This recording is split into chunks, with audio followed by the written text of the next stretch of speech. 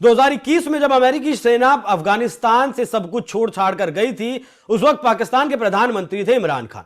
उन्होंने अफगानिस्तान से बहुत ज्यादा नजदीकी बनाने की कोशिश की, आईएसआई चीफ तक को वहां भेजा, जिसके बाद अमेरिका नाराज हुआ और इमरान खान को जेल में डलवा दिया गया। पाकिस्तान को यह लग रहा था कि अब अफगानिस्तान के जो आतंकी हैं, तालिबान के जो आतंकी हैं, उन्हें वो भारत के खिलाफ इस्तेमाल करेगा। लेकिन भारत ने दूसरी रणनीति पर काम किया, तालिबान के साथ, अफगानिस्तान के साथ भावनात्मक जुड़ाव की तरफ काम किया। उसका नतीजा यह रहा कि अभी पिछले ही महीने तालिबान के विदेश मंत्री मुताकी भारत आए। 6 दिन की वो यात्रा पर भारत में रहे और लगभग आधा दर्जन से ज्यादा डील वो भारत के साथ करके गए, जिससे पाकिस्तान चिढ़ा, काबुल पर एयर स्ट्राइक उसने कर दिया। जिसके बाद अब एक और बड़ा फैसला तालिबान की तरफ से लिया गया है और तालिबान की तरफ से अपने वाणिज्य मंत्री को भारत भेजा गया है। तो क्या यह संदेश पाकिस्तान को है?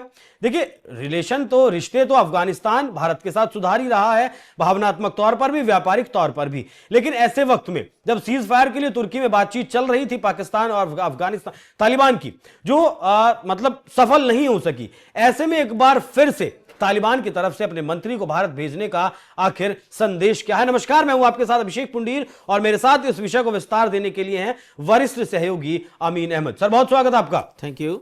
क्या मायने निकाले जाएं तालिबान के विदेश मंत्री की भारत यात्रा के? बिल्कुल, ये एक यात्रा नहीं है, ये बहुत बड़ी जो है एक नींव जो मजबूत करके मुत्तकी गए थे, उस पे जो है एक और ईंट रखने वाली बात होगी।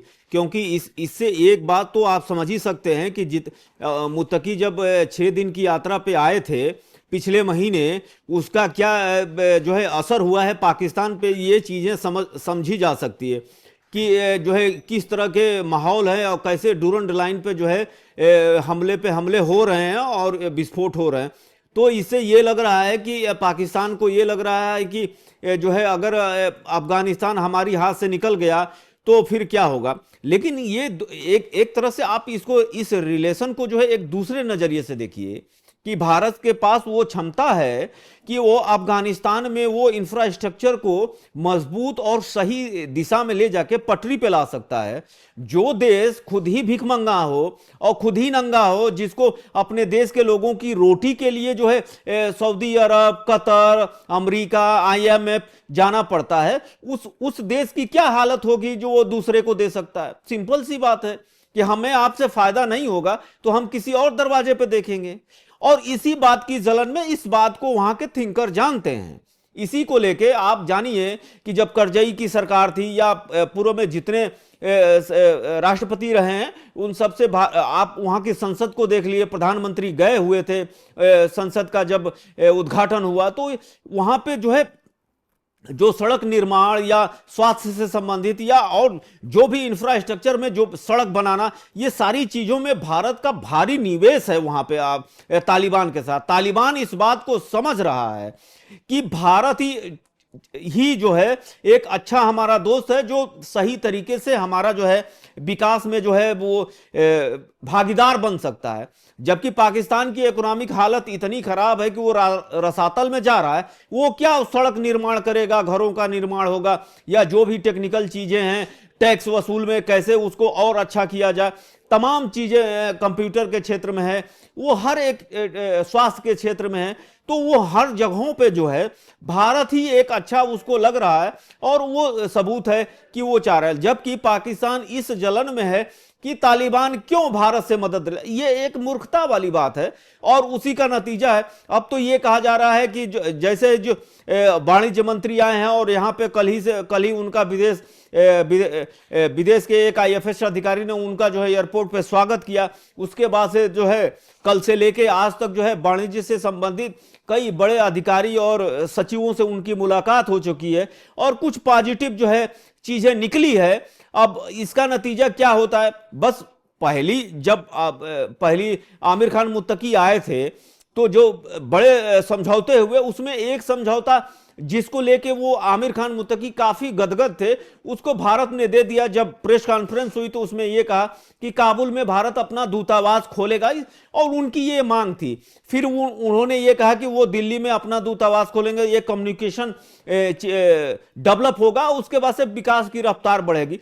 तो मुझे लगता है कि अगर वाणिज्य मंत्री भारत आए हुए हैं तो वो कुछ आश्वासन मिले हैं, और वो जो पहली मीटिंग हुई थी जिसमें कुछ गर्दो गुबार थे वो हटे हैं, और अब सही तरीके से गाड़ी अफगानिस्तान और क्या कहते हैं कि भारत की चल रही है। लेकिन जिसको सबसे ज्यादा जलन हो रही है वो है पाकिस्तान। अब देखना है कि अभी तो कुछ आया नहीं है बयान। नहीं, मैं यही आपसे पूछना चाह रहा था कि मुत्तकी की जब यात्रा हुई तो काबुल पर उन्होंने जो है अपना एयर स्ट्राइक किया। हाँ। उसके बाद किस तरीके से सीमा पर तनाव रहा, लगभग 20 से ज्यादा चौकियों पर तालिबान ने पाकिस्तान की चौकियों पर कब्जा कर लिया। अब जब वाणिज्य मंत्री आए हैं तो चिड़न तो जरूर हुई होगी, मिर्ची तो जरूर लगी होगी।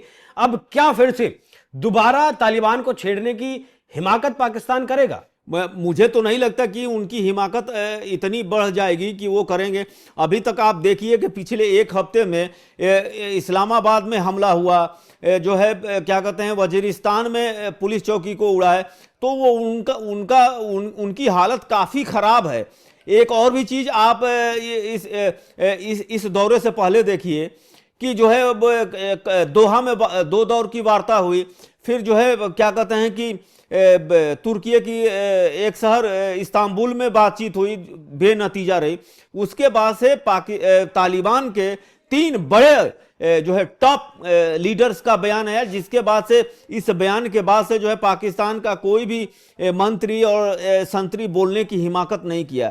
पहली बात कि इस्तांबुल वार्ता से पहले अपने अधिकारियों को वहां के सुप्रीम लीडर, तालिबान के सुप्रीम लीडर अखुंदाज ने कह दिया था कि झुक के कोई भी समझौता नहीं होगा। एक बात। अच्छा, आपको क्या ऐसा भी लगता है कि अभी जिस तरीके से दिल्ली में धमाका 10 तारीख को हुआ, जैश ए मोहम्मद से जो आतंकी पकड़े गए हैं डॉक्टर, उनके तार सीधे सीधे जुड़े। जो शाहीन पकड़ी गई जैश ए मोहम्मद की 10 साल से वो एक्टिव मेंबर है और भारत में सारा काम धाम वो जैश ए मोहम्मद का देख भी रही थी, कोई दबी छुपी बातें नहीं है। ऐसे में अगर मतलब पाकिस्तान को भारत को काउंटर करना हो तो एक बहुत बेहतरीन लोकेशन भारत के लिए अफगानिस्तान हो सकती है। ऐसे में कल ही की बात है जब पाकिस्तान पीओके के पूर्व प्रधानमंत्री अनवरुल हक ने इस बात को माना कि पहलगाम से लेकर दिल्ली तक उन्हीं के आतंकियों ने ये हमले किए हैं, और उसके तुरंत बाद अफगानिस्तान के तालिबान के वाणिज्य मंत्री का भारत आना क्या कोई संदेश भारत भिजवाना चाहता है? फिर तालिबान की सरकार की तरफ से पाकिस्तान से बदला कैसे लिया जाए उसका कोई खाका लेकर आए हैं वाणिज्य मंत्री? हो सकता है, इसका तो अभी खुलासा नहीं हुआ है, लेकिन या हो सकता है उनकी अंदरूनी कोई बातचीत हो। लेकिन जो सबसे बड़ी चीज है कि इससे पहले जब तालिबान गवर्नमेंट थी, तो तालिबान से पहला जब धीरे धीरे जो है आईएफएस अधिकारी, सचिव स्तर के जो लोग वहां गए, जो कभी वायरल नहीं हुआ और बातचीत हुई, उसमें पहली भारत की शर्त यही थी कि तालिबान की जमीन यानी अफगानिस्तान की जमीन किसी भी सूरत में, चाहे वो आईएसआई हो, चाहे टीटीपी हो, चाहे लश्कर तैयबा हो, चाहे जो भी आतंकी तंजीमें हैं, उनका जो है इस्तेमाल जो है तालिबान भारत के खिलाफ नहीं करने दे। और ये सबूत है कि तालिबान ने उस वक्त भी लिख कर दिया था और कहा था कि तालिबान की जमीन या अफगानिस्तान की जमीन कभी भी भारत के खिलाफ किसी भी षड्यंत्र में शामिल नहीं होंगे, और ये अभी तक का सबूत है। लेकिन आप ये देखिए दिल्ली ब्लास्ट के मामले में अब इसमें कुछ ऐसे सुराग भी मिल रहे हैं कि इसमें बांग्लादेश का भी लिंक है। आप ये देखिए आईएसआई और जमाते इस्लामी को पटाने के लिए अब वो पूरी तरह से तो मुरीद हो ही चुके हैं। कैसे जो है आईएसआई चीफ आसिम मुनीर और इनका युद्धपोत, तो अब कहा जा रहा है कि मसूद अजहर जो है बांग्लादेश का इस्तेमाल कर रहा है, जो पहले तालिबान का।